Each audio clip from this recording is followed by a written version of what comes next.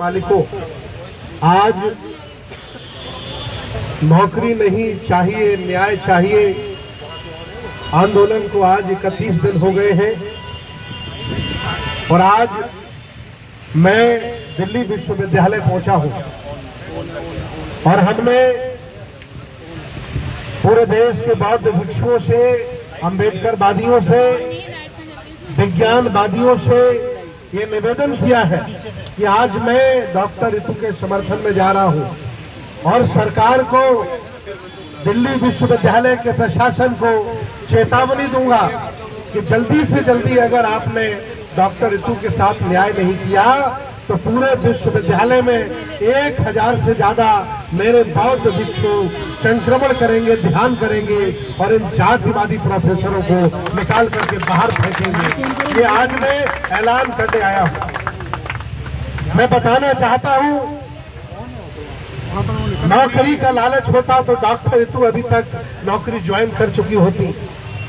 उनका स्वाभिमान जागा है, उन्होंने डॉक्टर अम्बेडकर को पढ़ा है, उन्होंने ज्योतिबा को पढ़ा है, उन्होंने सावित्री को पढ़ा है। याद रखना, जो संघर्षों को अपने सिरहाने पे रख कर के सोते हैं, युग जब अगड़ाई लेता है तो वही पैगंबर होते हैं। याद रखना, आज मैं दावे के साथ ये कहने आया हूं कि हम लोग संविधान के भारत में, बाबा साहब डॉक्टर अम्बेडकर के भारत में, विज्ञानवादी भारत में, तर्कवादी भारत में इन जातिवादी लोगों के शिकार हो रहे हैं। इन्हें जब जब मौका मिला तब तब इन्होंने गरीब लोगों से, गरीब माताओं बहनों से स्तन कर बरूस वसूला है। इन्हें जब जब मौका मिला तो इन्होंने आगे हांडी पीछे झाड़ू बनवाया है। इन्हें जब जब मौका मिला तब तब इन्होंने एकलव्य जैसे लोगों के अंगूठे कटवाए हैं। ये आज भी अपनी फितरत से बाज नहीं आए हैं। आज भी ये मौका लगने पर, मूछ रखने पर, घोड़ी पर चढ़ने पर, अच्छे कपड़े पहनने पर आज भी हत्याएं ये कर देते हैं।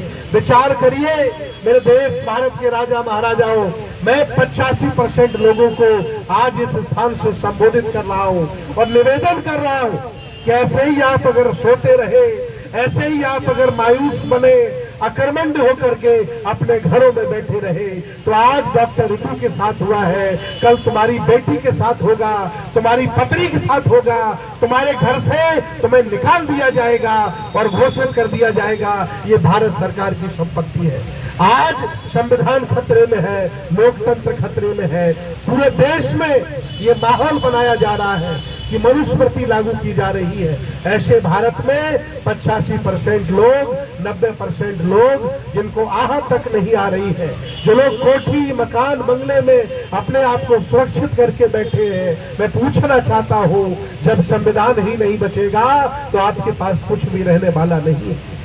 आज मैं डॉक्टर रितु के साथ नहीं खड़ा हूं, इनके साथ साथ तमाम ऐसे लोग हैं जो हर साल, हर 6 महीने में, हर 1 महीने में अन्याय का शिकार होते हैं, जिनका हक छीना जाता है, जिनको मारा जाता है। IITian आत्महत्या कर लेते हैं। रोहित वेमुला मेरे बीच में नहीं रहे, वो सब लोग हैं जिनको जबरदस्ती प्रताड़ित करके मारा गया है। यही वो विश्वविद्यालय है जिसमें ये डॉक्टर रितु जो मेरे साथ खड़ी है, ये प्रोफेसर थी, ठेके पर प्रोफेसर थी और इसमें प्रधानाचार्य जो सविता रॉय है, जो जाति की भूमिहार है, ब्राह्मण है, वह ठेका लेके बैठी है कि सामंतवाद का ठेका हम चलाएंगे और दलितों को, मुसलमानों को, बहुसंख्यक आबादी को इस विश्वविद्यालय से निकाल करके फेंकेंगे।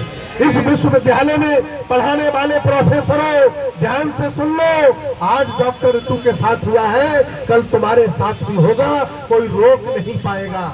स्वाभिमान जगाओ और डॉक्टर रितु के साथ खड़े हो जाओ। मैं पत्र लिख करके देश भारत के बौद्धों से, अम्बेडकरवादियों से, 1 लाख संगठन चलाने वालों से, लाखों जिला अध्यक्षों से, लाखों प्रदेश अध्यक्षों से, लाखों भारत के अध्यक्षों से मैं निवेदन करूंगा कि आपका संगठन, आपका जुनून, आपका संगठन कब काम आएगा। अगर आज काम नहीं आया तो आपका संगठन किसी नाम काम का नहीं होगा।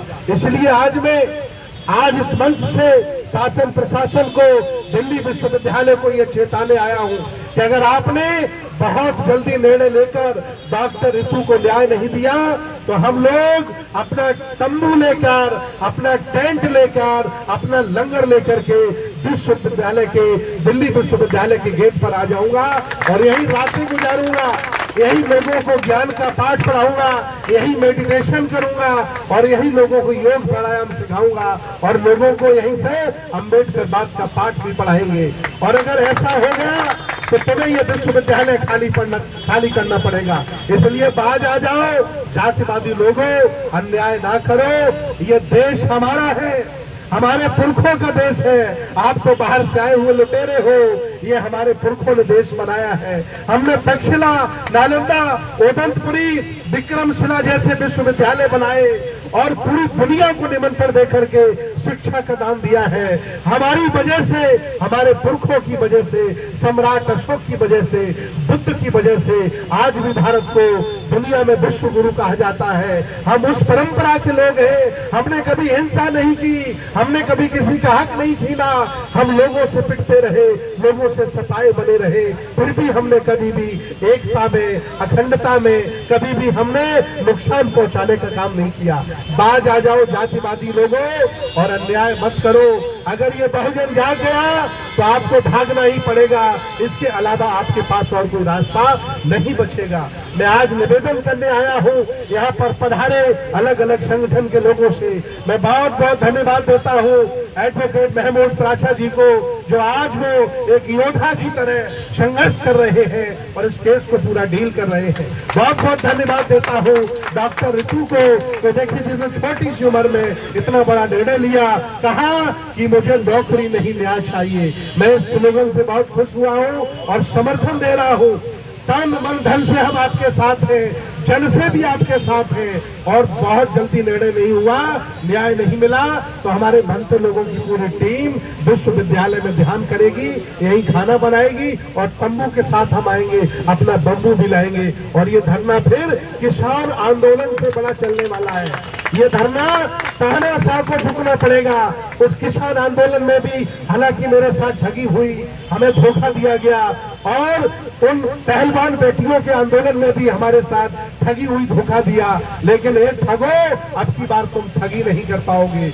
आर पार की लड़ाई होगी और ये आंदोलन किसान आंदोलन से भी बड़ा होगा। मैं आज निवेदन करने आया हूँ, जाग जाओ और संविधान के भारत में SC ST OBC के हकों के साथ खिलवाड़ नहीं करो। नहीं, ये जनता जाग गई तो तुम्हारे साथ भी अच्छा नहीं होगा। इन्हीं सब बातों के साथ मैं बहुत खुश हूँ।